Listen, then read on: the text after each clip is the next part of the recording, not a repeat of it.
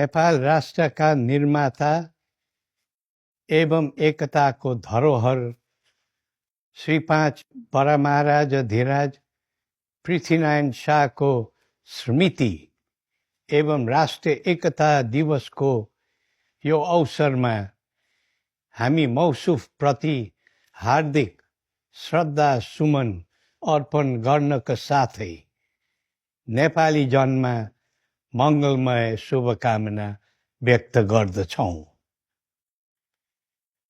जति बेला विश्व साम्राज्य कसैको अधीनमा थियो, संसारका अधिकांश मुलुक औपनिवेशिक नियति भोग्दै थिए।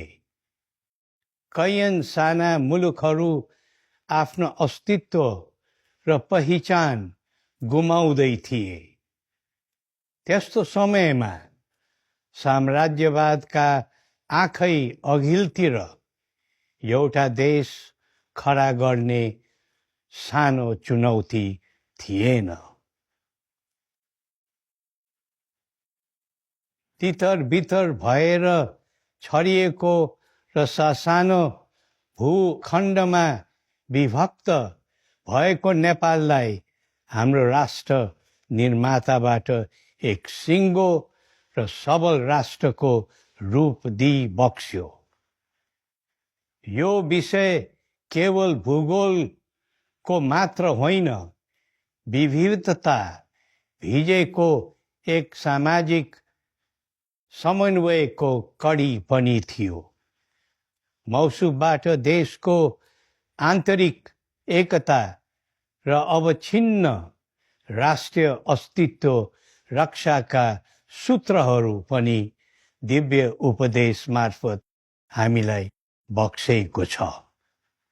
4 वर्ण 36 जातको साझा फुलबारी नै नेपाल भएको स्मरण गराई बक्सिँदै हाम्रो मौलिक अर्थव्यवस्था, सांस्कृतिक एवं सामाजिक व्यवहार, राजनीतिक सुरक्षा, न्याय, कूटनीति, परराष्ट्रका नीति तथा व्यवहार बारे अकाट्य मार्गदर्शन गरिबक्सेको छ।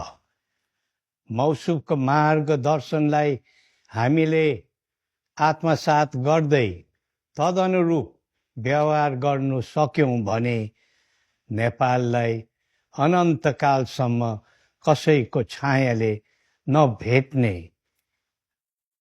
विश्वास हामीले गरेका छौं।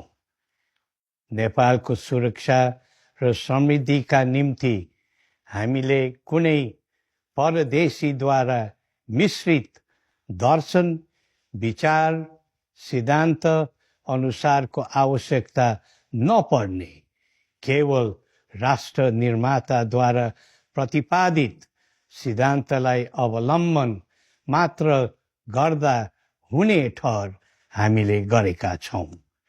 संसारकै पवित्र मुलुक नेपालमा जन्मन र यही माटोको सुगन्धमा आफूलाई समर्पण गर्न पाउँदा हामी हरेक नेपाली पुलकित छौं, गर्वान्वित महसुस गर्दछौं।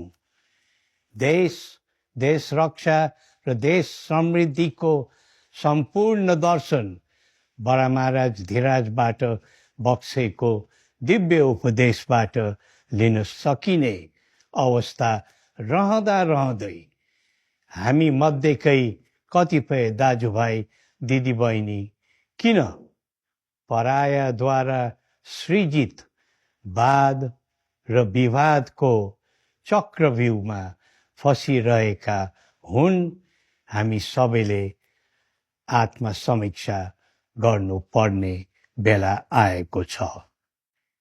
विश्व राजनीतिमा उतार चढाव उत्पन्न हुनु र शान्ति सन्तुलनको अवस्था फेरबदल भइरहनु स्वाभाविक हो। तर संसारमा उत्पन्न भइरहेको जुनसुकै स्तरको उतार चढाव र असन्तुलनको स्थितिमा पनि देशलाई सुरक्षित एवं एकताबद्ध राख्ने ज्ञान हामीलाई दिव्य उपदेश मार्फत प्राप्त छ। त्यसैले सबै देशभक्त नेपालीले दिव्य उपदेशलाई आफ्नो मार्गदर्शन सिद्धान्त बनाउन उपयुक्त हुने हाम्रो विश्वास छ।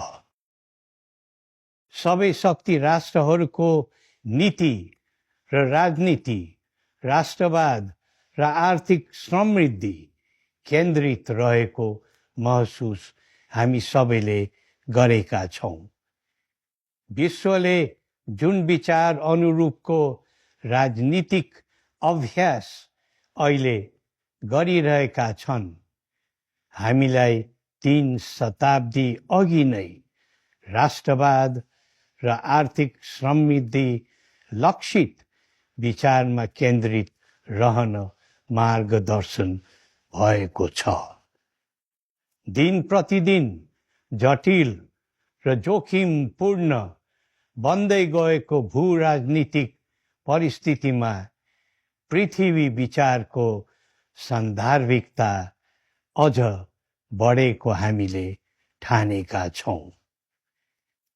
देशको प्रतिष्ठा उच्च राख्न, देशलाई प्रगतिको पथमा अघि बढाउन र सबै क्षेत्रका सबै देशवासीलाई सुखी, शान्त र सन्तुष्ट पार्नु हाम्रो राष्ट्रिय धर्म हो।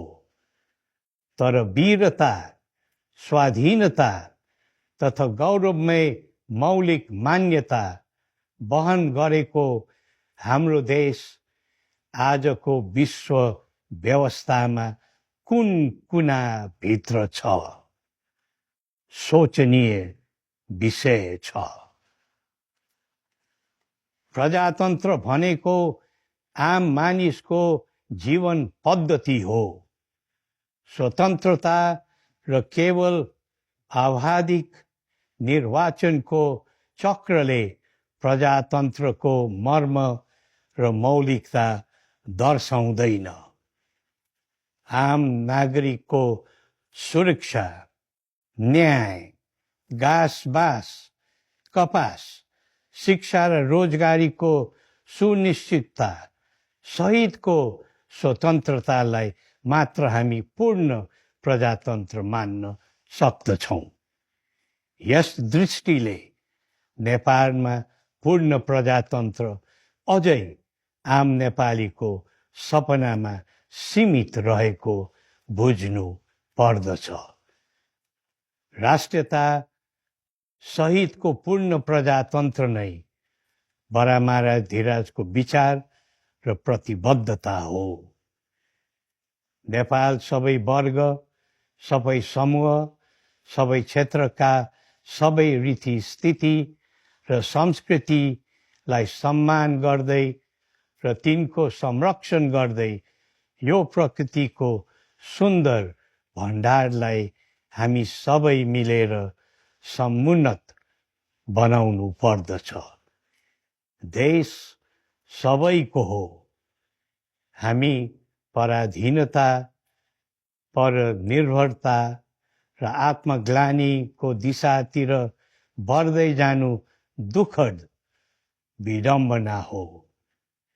हाम्रो स्रोत र साधन, श्रम र सिप देशको विकासमा पूर्ण रूपमा उपयोग भएको छैन। हाम्रो सामर्थ्य, जनशक्ति निरन्तर बाहिरिँदै गएको छ। हामी सुनको कमण्डलु थापेर अरूसँग भिख माग्दै आफ्नो स्रोत र सिपको दुरुपयोग गरिरहेका छौँ। राष्ट्र निर्माताको स्मरण गर्दा हाम्रो ध्यान त्यसतर्फ जानै पर्दछ। हाम्रो देशले लिनुपर्ने समृद्धिको बाटो र हामीले अवलम्बन गर्नुपर्ने चनाखो वैदेशिक दृष्टिका सम्बन्धमा हाम्रो राष्ट्र निर्माताबाट स्पष्ट निर्देशन भएको हो। हाम्रो भौगोलिक र सामाजिक बनौटका आधारमा हामीले यसै अनुरूप आफ्नो मौलिक मूल्य, मान्यता र मूल राष्ट्रिय नीति तथा राज्य पद्धति कायम गर्दै जानु पर्ने हो। नेपाल कसैको रणमैदान होइन। हामी सबैको शान्ति थलो बनाउनु पर्दछ। नेपाल हाम्रो साझा घर हो र हाम्रो साझा थर नेपाली हो। यस्तो एकताको समन्वयको सही राष्ट्रिय दृष्टिकोण भयो भने नै राष्ट्र निर्माताको आकांक्षा पूरा हुँदै जान्छ भन्ने हाम्रो धारणा हो। दुनिया जेबाट राजी हुन्छन् र आफ्नो धरातलले जे भन्छ त्यसै आधारमा हाम्रो प्रजातान्त्रिक प्रणाली बढी लोकहितकारी बन्दछ। पृथ्वी जयन्ती तथा राष्ट्रिय एकता दिवसले हामी सबैमा यस्तो दिव्य प्रेरणा प्रदान गरोस्। जय नेपाल।